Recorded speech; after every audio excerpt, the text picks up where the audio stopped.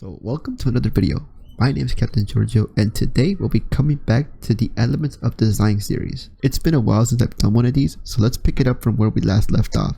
Today we're going to be talking about space as a visual element. Alright, so let's get this started.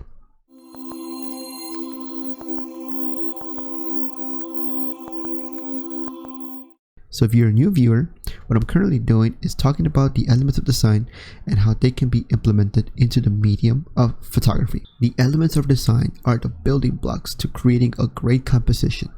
A composition that helps you express your artistic vision. So let's talk about space because it really is the most popular element of them all. Space refers to the areas or distances around objects, in between objects, and within objects. Space is one of those visual elements that you can immediately recognize once you land your eye on an image. It doesn't need to be presented literally into the composition, but the illusion of it is. So here are some ways people have used space in their photographs. The use of space helps us identify what is far and what is close, implying that the image has depth, when in reality it's just the flat 2D image, right?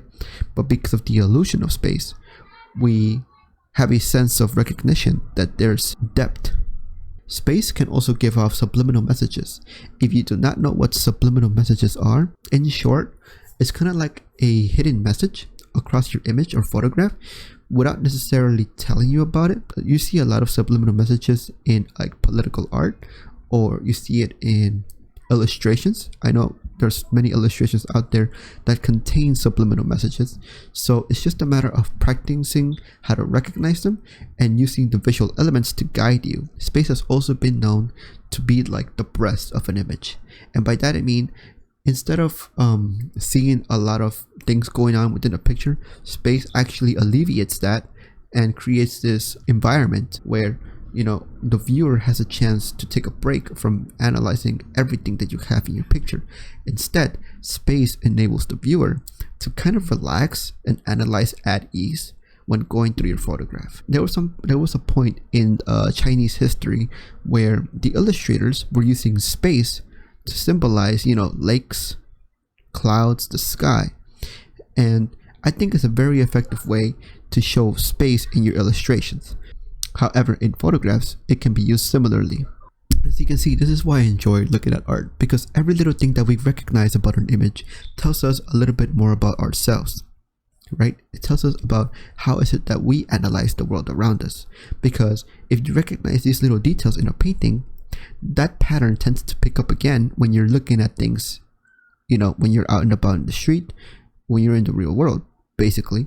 So that's why I feel like teaching you guys art is so important, because when you analyze paintings, when you analyze images, you start to see a pattern on how is it that you pick up details for yourself. So I think it's very important to start recognizing how is it that you start picking up these details in order to know more about yourself and know more about how you learn about learning. That makes sense. But let's get back to this.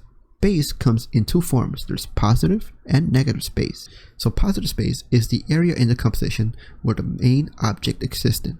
It usually is the main attraction of the work. Negative space is the open space around the main object. It's literally what helps create the positive space. By using negative space, you are essentially creating an environment in your photograph where, depending if you use a subliminal message or not, the viewer has more time to look at your photographs, to look for messages, to look for something that can leave a visual imprint on their mind.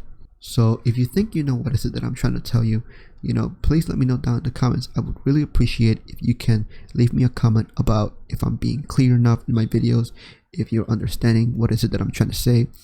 Any form of feedback I can get, I truly appreciate it if you do. You know what? And if you like art, hit that like button. I would really appreciate it if you do.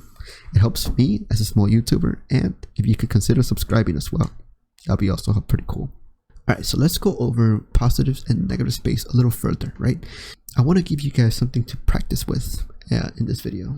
What I have next for you is a collage of images that I found on the internet that can perhaps help you understand more about how space has been used in other people's work. If you like what you're seeing, make sure to give them a follow on their social media. So as we look at these pictures, keep in mind, where is it that your eye lands first? Is it in the positive space or on the negative space on the images? Alright, just use this as practice, and I'll see you in a bit.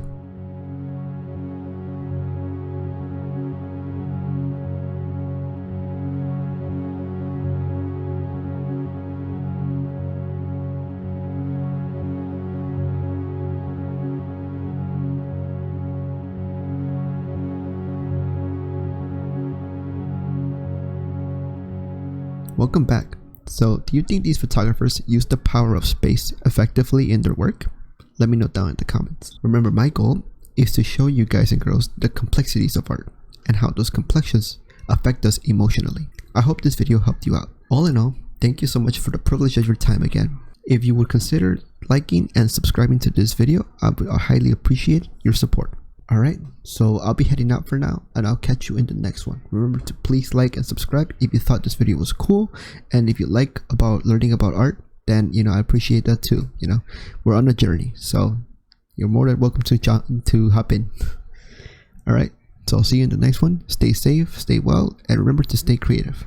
Alright, see ya.